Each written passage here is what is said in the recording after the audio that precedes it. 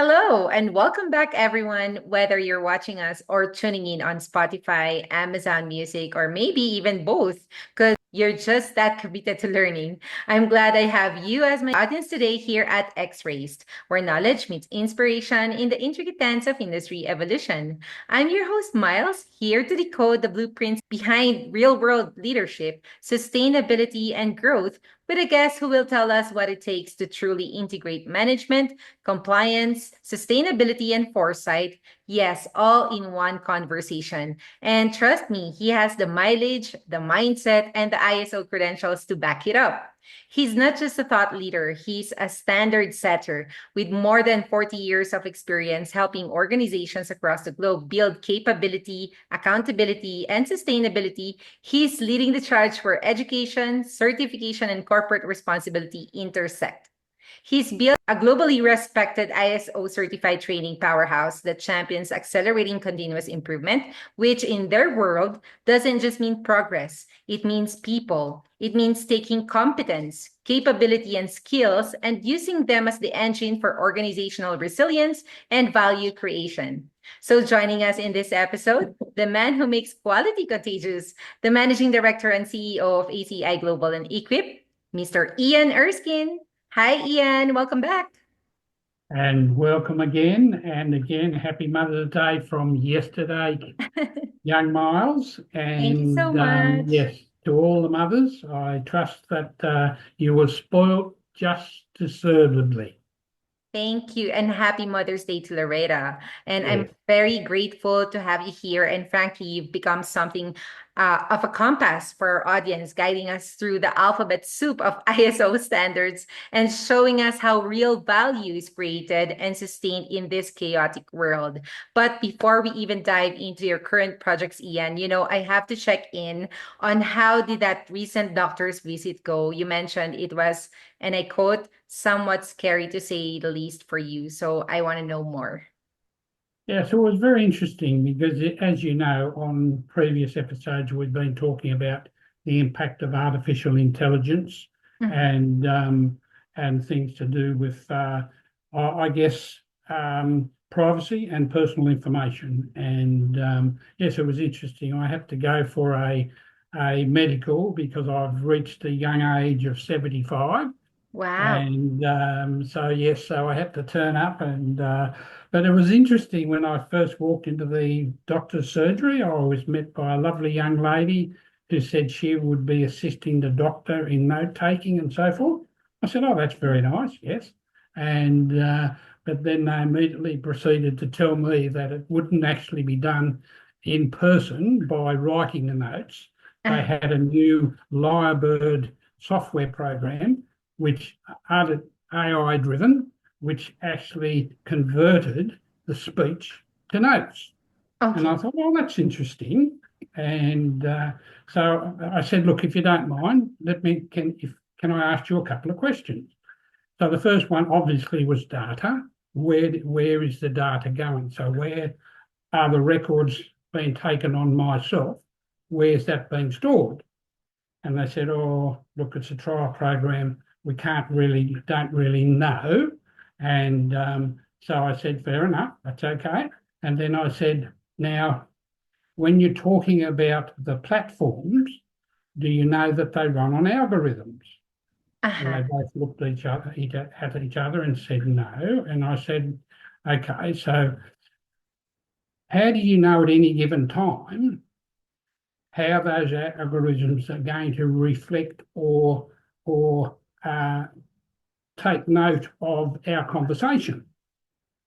Mhm. And they said, well, I hadn't really thought about that. And then I said, okay, so just bear in mind there's some pretty prominent people that have come out and specifically said that, and I'll name the gentleman, Bill Gates. He's come out and said specifically that 5, 10, 15 years' time, you won't need to go to a doctor. It'll all be AI driven and driven by, and you'll go and see a robot. And, it was interesting. Both the young lady and the doctor both looked at each other and said, wow, there's a couple of things that we had never considered. Okay. And, and I guess the reason why I wanted to divulge this today was just to let people know that in actual fact, this is already happening because this Lyrebird software program is now being used by a lot of the medical institutions here in Australia.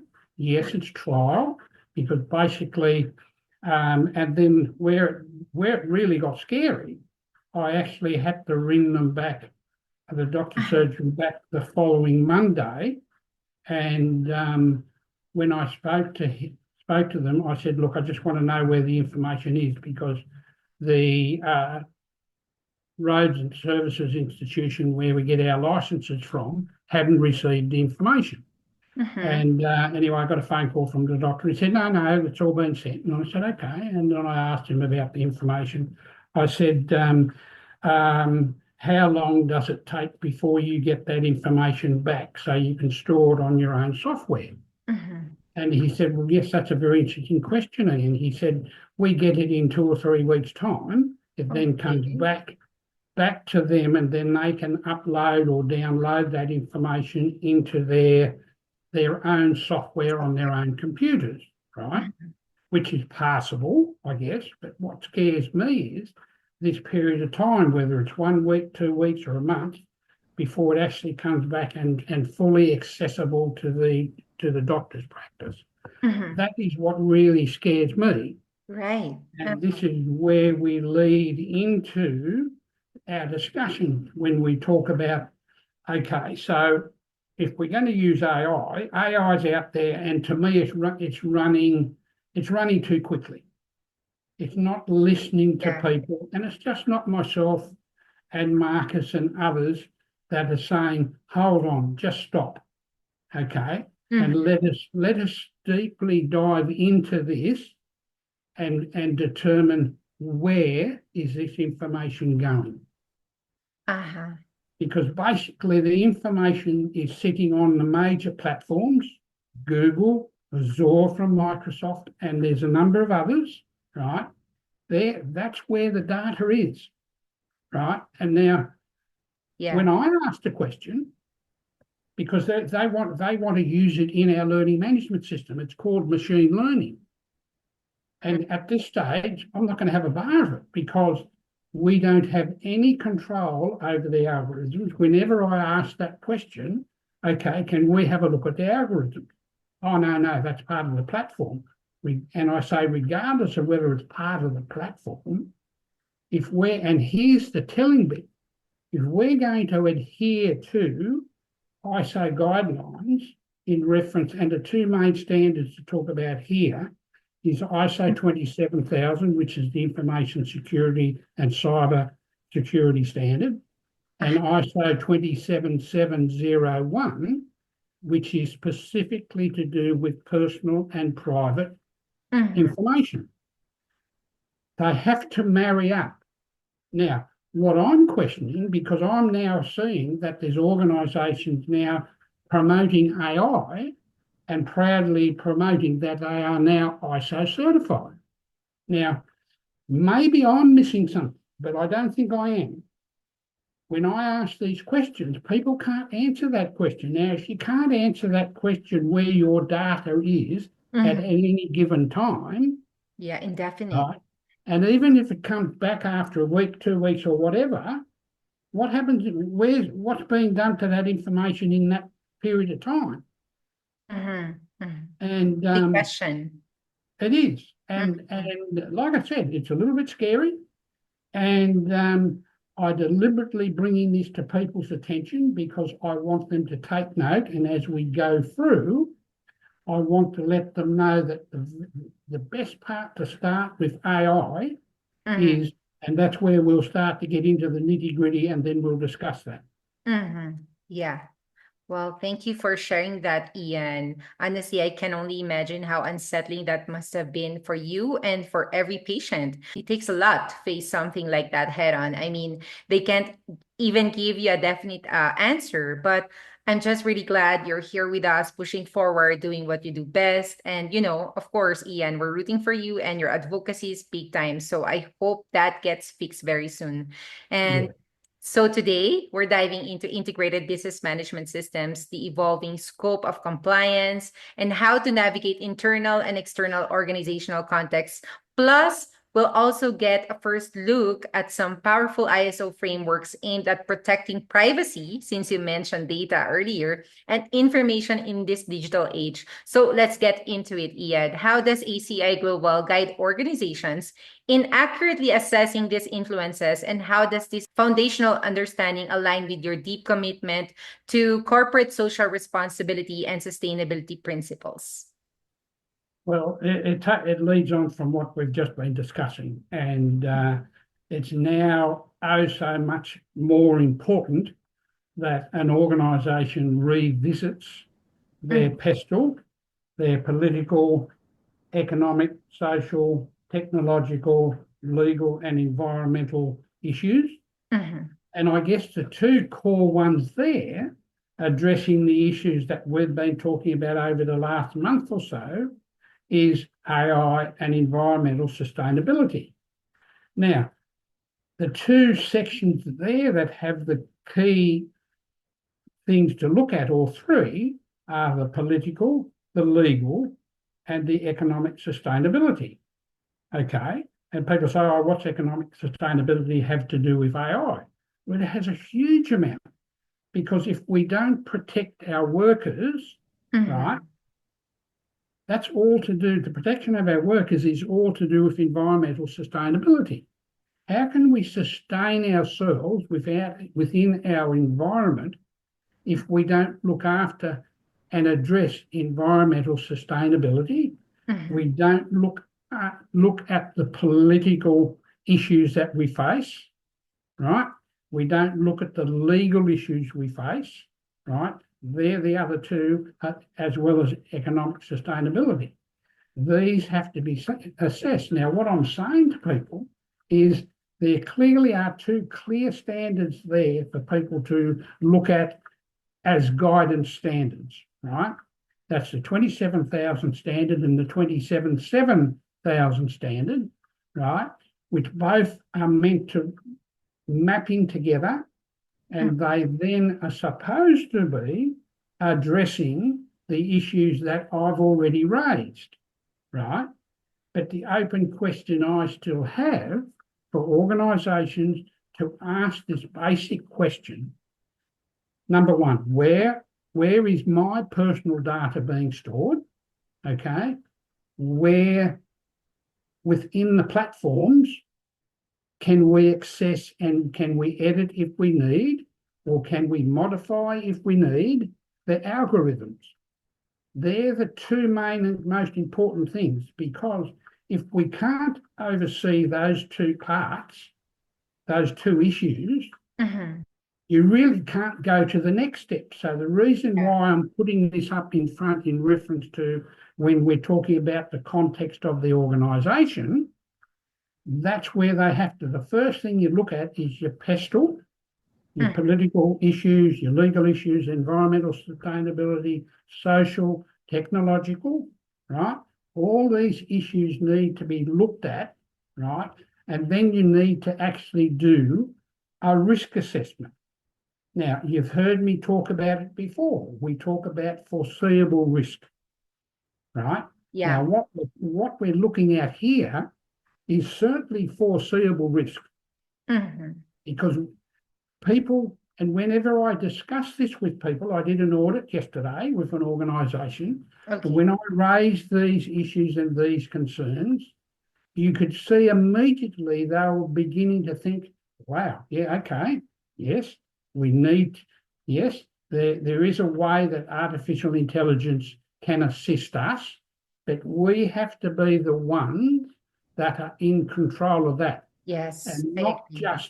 not just a big organisation, everyone themselves, small business to ourselves individually, Mm, must be able to work this out and work with it, not allow it to dictate mhm. where we're ultimately going to be. Yeah. And that's as I said, that's what scares me. After I visited the doctor and I found out that they were using Lyrebird, that's the Mhm, name of the software program, mhm, and And they proudly announce that it will work well, okay, I hope and things so. like that. Now, in some respects, and I'm just trying to visualize this in my own mind, if that was working within the bounds where people had control over the algorithms, right, and had control over their framework, so that's their business systems within their organisations. Mhm. From where I sit now, I wouldn't have any concern with that. Okay. My concern is the information is going onto big external platforms. Right. These big platforms are owned and run by multi-trillionaires, Mhm. right? And I'm sorry, I do question their ethics moving forward, Yeah. okay? Because again, I'm not Robinson Crusoe. If I openly ask the question, okay, show me where the algorithms are, and allow me to have an expert in technology have a look through those algorithms to see how they work. Okay, for me to be given to simply blank no, no, you can never touch those. That's Mhm. that's not your responsibility. You will never be able to touch those. That's where I have talk about foreseeable risk. That should be raising a red flag for every organisation, every person within the world today should be thinking, okay, yes, maybe it's a good thing, but hang on, let's just tread a little bit carefully here so Mhm. that we can tick off all the boxes to protect number one, which is you and I, Mhm. and the reason why we're doing that is to ensure that we save our careers, right? Mhm. And you as a mum, as you move forward in life, you can confidently say, hand on heart, yes, Jill or Joe, I know you'll be able to enter into this wonderful career, right? But Mhm. at the moment, there needs to be a question you're having. Well, hang on a minute. Are my children going to be able to step into a fine, rewarding career Mhm. without being interrupted by a robot or artificial intelligence or something Mhm. like that? That's the question I'm asking. Right. Uh-huh. So it revolves around the puzzle. Again, political, economical, social, technological, legal, and environmental. That's why we have to take those always in consideration. That's such a critical distinction, Ian, understanding not just where you are, but why you're there. It's almost like strategic weather forecasting, except your radar also includes ethics, accountability, and climate resilience. So, Yes, Edie, you're absolutely brilliant because that was what I was about. That ties it into the corporate social responsibility, uh-huh, right? right. And number one is what they're doing or what is happening now, and this is happening at breakneck pace, right? Is it ethical? Yeah. And that's the question we have to ask. And quite frankly, if you think deeply into this, you have to come back and say, well, I really do question the ethics of this, the pace this is being rolled out. Mm-hmm. And we have to, like I said, the pestil's there for a reason. You do your assessment, you then have a look at it as a foreseeable risk, and it is foreseeable, certainly. And once you do your assessment, you then raise your hand as a red flag and say, woo, okay, we now have to look more deeply into this, right? And Mm-hmm. that's where you have your pestle, right? You then do your SWOT analysis Mm-hmm. because some organisations are going to be exposed much more than others. For Yeah. argument's sake, doctors and medical institutions, their exposure in this is absolutely huge Mm-hmm. I because agree. that they are dealing with people all the time. Yeah, and the life is on the line here. I mean, it's not like, just a gadget or something. It's people. And I always like how you bring it back to people and purpose. And building on that, ISO 21001, Ian, emphasizes the needs and expectations of interested parties. So, in today's world where stakeholder expectations evolve at the speed of a viral tweet, how does your training prepare leaders to not only respond, but anticipate those shifting demands? Okay, and again, I immediately begin to chuckle about this because I was thinking about this overnight and this morning. And when we talk about stakeholders, yes, the organisation's stakeholder will be the platform that is running this AI and the algorithms. Mm. They will become a stakeholder to your business. Okay, now to me, what I see here is a stakeholder that is ramrodding and railroading it into our organisations and taking control. It should be the other way around. As I said, organisations, we should be able to do our PESTEL. As an individual, we do our own foreseeable risk assessment, right? And Uh-huh. then we come up, okay, yeah, let's give it a go. Okay, so for argument, you might go to the Google platform or the Microsoft platform, okay, and then do what I'm doing is then go to them and ask these questions. Okay, where is my data going to be stored? Can I have access to that data at any given time? Okay, Mhm. what are those algorithms doing? Are we able to have a look at those algorithms? And if we think the AI chatbot or whatever is not working accordingly, are we able to get in and modify or change those algorithms? Mhm. That's what we have to do. So that is, again, this is, again, taking back to corporate social responsibility. Mhm. This is everyone's responsibility. Okay, so if we're going to put this out to a third party, okay, so there's your stakeholder. We have to, as a business, as a person ourselves, ask them these leading questions, not just assume and simply say, oh, wow, this is brilliant. Look, I can write a letter, then AI writes a letter. And even today, I received a letter from an organisation that I'm trying to do business with, and it was completely AI driven, right? Didn't have my first name. It just Uh-huh. had a hi, didn't have Ian, and down the bottom, it didn't have who the person was that sent it, right? I'll talk And about laziness. yeah, and I looked back through it, and you could see, well, that doesn't really make sense, Uh-huh. okay? And it turns out it actually came from a chatbot. Well, oh my goodness. It's okay to use AI, but to trust it fully to do everything that you're working on, that's sorry, but that's not acceptable. No, Why and trust it's a robot for your work? yes, and again, it's like a broken record from me. I keep going back, and thank goodness. I just thank my goodness that many years ago we were invited to attend the opening meeting of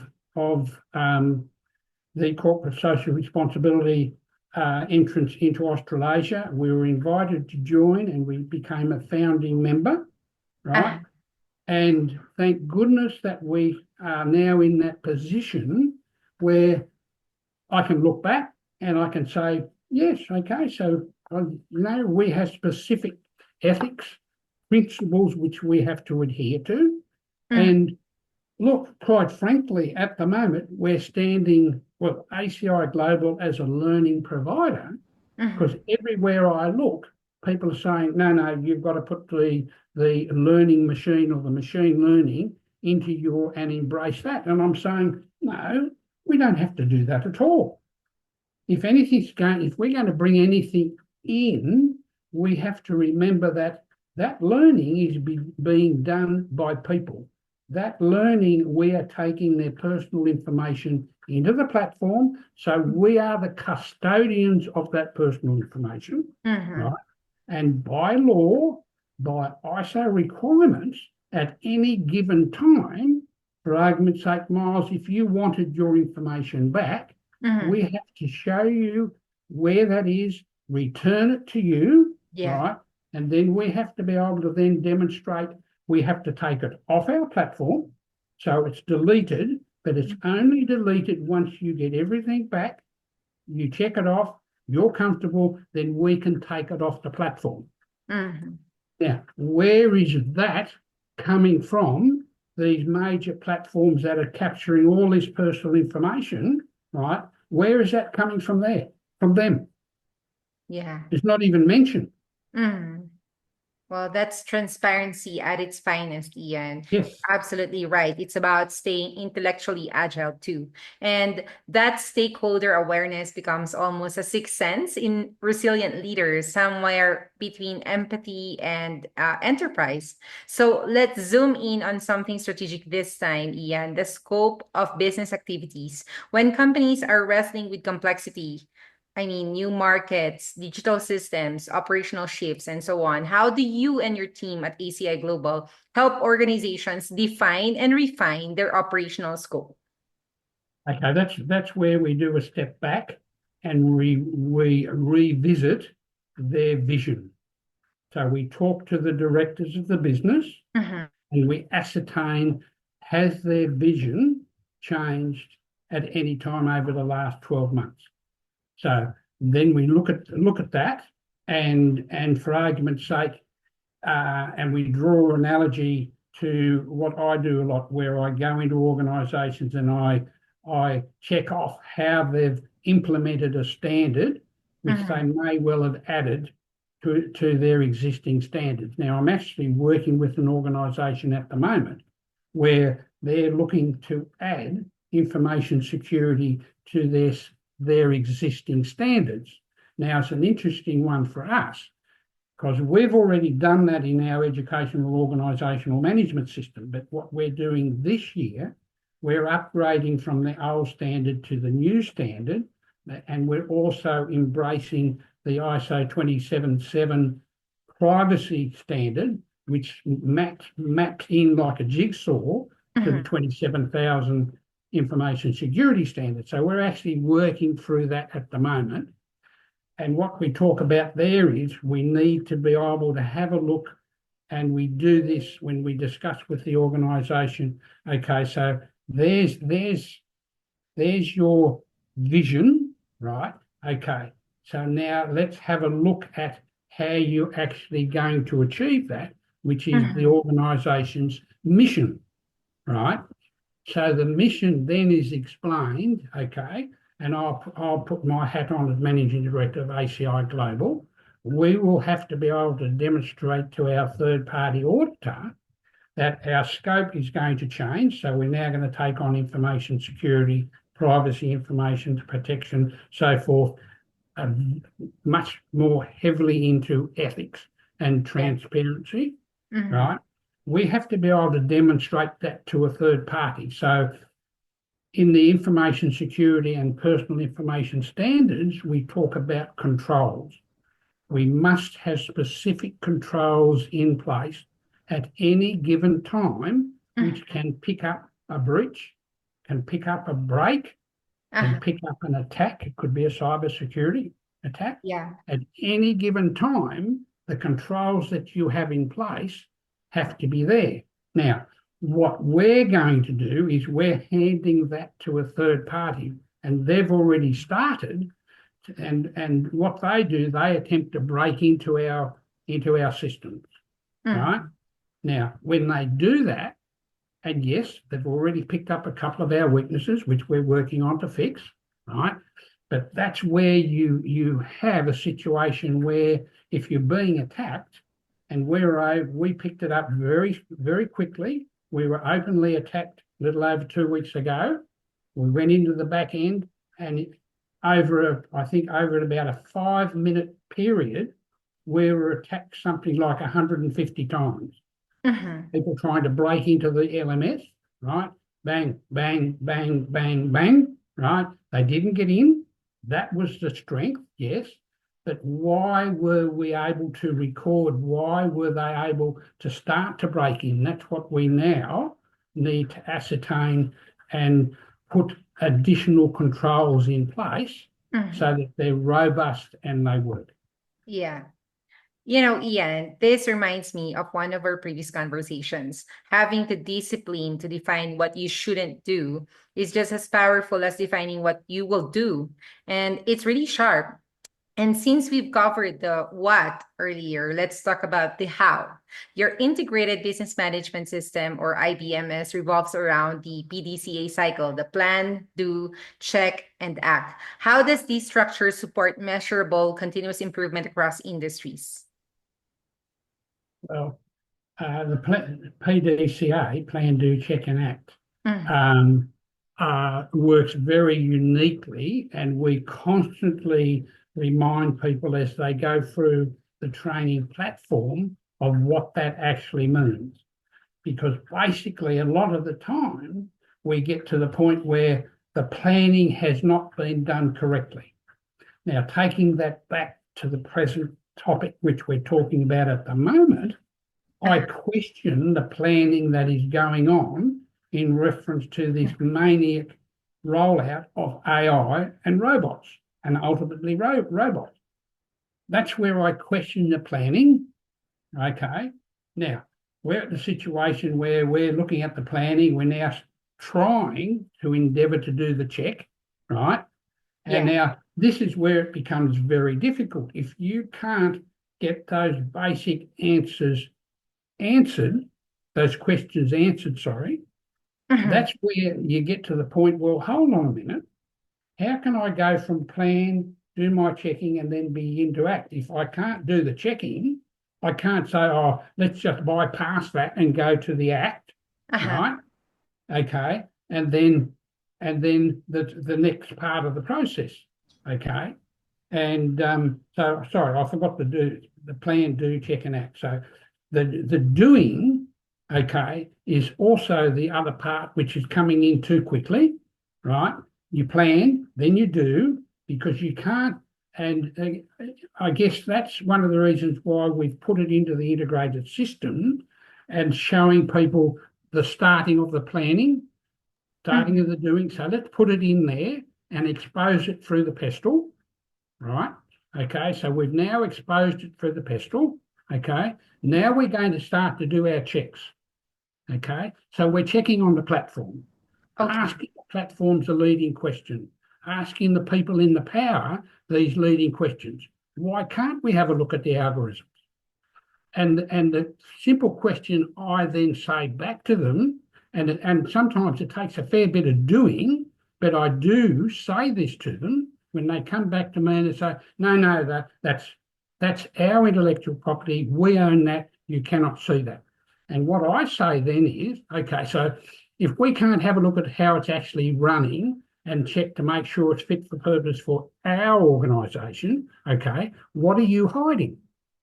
Mhm. Okay. And I think that's a valid question. Yeah, I agree. Okay. Because again, we've done the planning, we're looking at doing the doing, we're now doing the checking, right?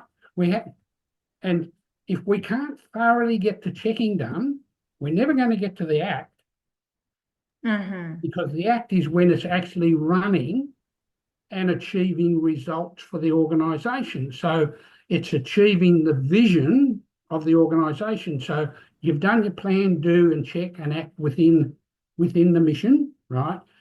And that's going then to ensure that you achieve your vision. Okay. Mhm. What I'm saying, and that's why it's oh so important to do the plan, do, check, and act, is if you don't do that correctly, you'll end up with that gap. And it's a glaring gap, right? And I don't really want to get into it at this stage, but there's severe financial penalties if at any given period of time an organisation can't return the personal information of one or two or a number of their employees. If they can't return that information, or they have exposed themselves to a cyber attack and can't secure that information, okay, Mhm. there's serious ramifications to that. But what I say to the organisations themselves when I'm talking about their vision, their mission, their plan, do, check and act process and moving through that process, the hardest part of all that is The owners of the business themselves have to ask them this question. How would you feel if your information was stolen, got Shared to into the others wrong without your hand? consent. How would you feel? Mm-hmm. You would feel devastated. Yeah. So that's why we have to be so particular in this process where we've put it through the pestle, then we're looking at the vision and the mission, right? Mm-hmm. Within the mission, we're looking at the plan, do, check, and act, right? And like I said, we haven't got past a checking process, right? We're madly doing this checking process, and every time we try to do it, we hit a brick wall, Mm-hmm. which is not on. It's not good. Uh-huh. Well, you make PDCA sound like a dance of excellence, Ian, one with real accountability. And I imagine organizations that follow this rhythm don't just get better, they become better. Yes, If I'm making any sense, it's really yes, energizing yes. stuff. Now, Ian, management system is incomplete without compliance, but compliance isn't just about breaking the rules, it's about staying ahead of the curve. How does ACI Global help organizations remain proactively compliant, especially with global standards and industry specific obligations? Okay, so again, this come back to our CSR principles and general guidance, and we look at the governance framework of an organisation. Okay, the directors to the senior managers to down to through to the employees, and Mhm. again, we talk about primary duty of care. Okay, and it's everyone's primary duty of care to look after not only themselves, it's others within the workplace as well. But when we're talking about governance, there's certain legal requirements a business has to adhere to, and there's certain legislative things an organisation has to adhere to, and all these are under the banner of the government governance framework. Okay, and it doesn't need to be overcomplicated. You just need to be able to demonstrate who actually make the decisions within the business. Okay, and at all times, you must ensure that's being done in an ethical, open, and transparent manner. And at all times, it is reflecting the employees or the people within Uh-huh. the organisation. Because again, we make the point, a business does not exist unless it has all its people rowing in the one direction. Right.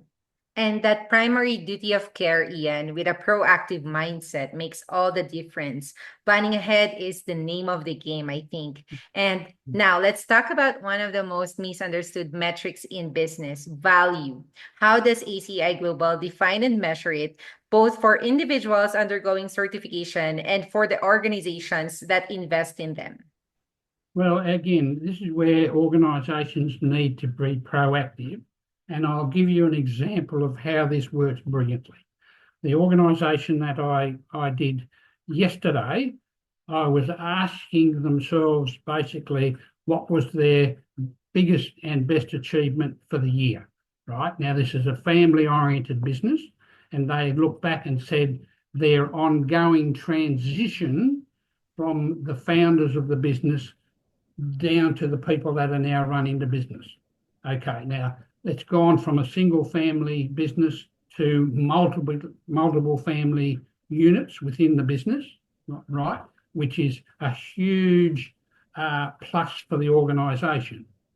But then when I said, okay, so we started to talk about primary duty of care, and when I was talking about changes to the fatigue standard here in Australia, I was mentioning, how could they demonstrate that it was the actual person themselves' responsibility, even before they left home, to be able to say, no, look, I've had a dreadful night. I'm too tired to go to work. Pick up the phone, you ring the boss, managing director, or your senior manager. And he said, no, I don't want you to come to work. Get yourself well, and we'll see you tomorrow or the next day. And immediately the director said, hold on a minute. 2 weeks ago, we had that very thing happen.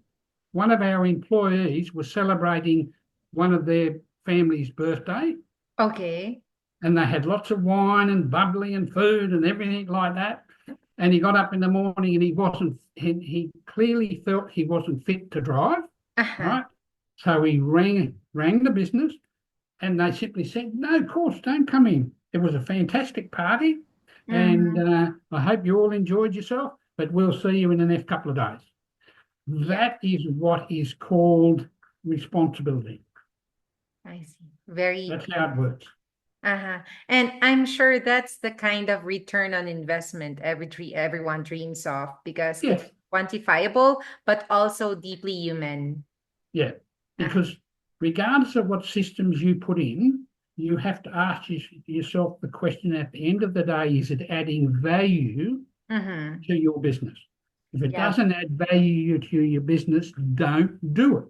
Yeah. Value with a heartbeat, Ian. Yes, yes. And and finally, let's talk foresight. When it comes to compliance risk assessment, especially in the face of emerging risk with like cyber threats, workforce shifts, and the red flags you raised around AI, how is ACI Global helping leaders identify foreseeable risks, since we mentioned that earlier, before they escalate? A lot of these guidelines and requirements and codes are all out there within each of the nation's legislative framework, right? So it's up to the organisations to have a way of accessing these codes, right? And again, I'll give you an example. We were talking about it just then in reference to fatigue. The fatigue standard is being changed here in Australia. Hopefully, it's going to be beefed up, and but it's every organisation's governance body, which is the senior managers, the directors, and so forth. It's up to them to be able to become signatories to platforms where they can get their most up-to-date codes, up-to-date legal standards, which dictate and regulate their business, right? And again, this is covered off in the pestle, but this is critical for an organisation to have within their governance framework where they can demonstrate that they are ahead of the legal updates and requirements. Because, and I always use this analogy, what the governance body has to be able to do is at the end of the day, if something happens, they have to be able to stand up in front of the judge, put their hand on the heart and say, Your Honour, this is what we have presented to our workforce through guidelines, through activities, through talks, through assessments, through training. And we then expect and encourage our employees to pick that up and run with it, right? Now, if they can demonstrate that in front of the judge, right, then they say, well, no, that's fine. We will talk lower down the chain to see, for argument's sake, if there's been an accident or an injury as to why that happened. Okay. But that's the role of the governance framework having been put in place to ensure that these issues, when they do arise, are nipped in the bud and then fixed. Mhm. Well, thank you so much for sharing that, Ian. And that was really powerful. And knowing you recently had a scare about your information from your doctor's appointment, I just really appreciate that you emphasize the urgency around AI and algorithmic risk. And I'm glad you're well and more determined than ever to spotlight real threats like this before they metastasize into business Yeah, yeah. crisis. No, And no, no. I'll update everyone. I passed with flying colours. So yes. my the only issue I have for some unknown reason, the data still hasn't arrived at the transport centre. So I've got to try and make a phone call with them now Uh-huh. and make sure they've received it, so that my licence doesn't get cancelled. Okay, that's great. And what a rich and enlightening conversation today, Ian, from organizational clarity to compliance foresight, and from, of course, value creation to privacy safeguards. Once again, you provided us, everyone, the knowledge this time about how real business systems work when they're built for people, not just for process. So thank you so much again, Ian, for joining us. Your expertise is only matched by your commitment to responsible leadership and education. We appreciate Thank you that. very much, Miles, for giving myself the opportunity to raise this for people out there, and I encourage everyone to go to X-rays, and you can see it on their framework, and you can see it on Spotify, and Uh-huh. follow this young lady Miles, because she's an inspiration and a Thank you so wonderful much. mum to boot. And again, congratulations on Mum's Day as well. Thank you so much, Again. Ian. You're so kind, and I really appreciate the words. So, if you guys have ever wondered how to integrate compliance, sustainability, and intelligent systems into a single strategy, you just got the blueprint.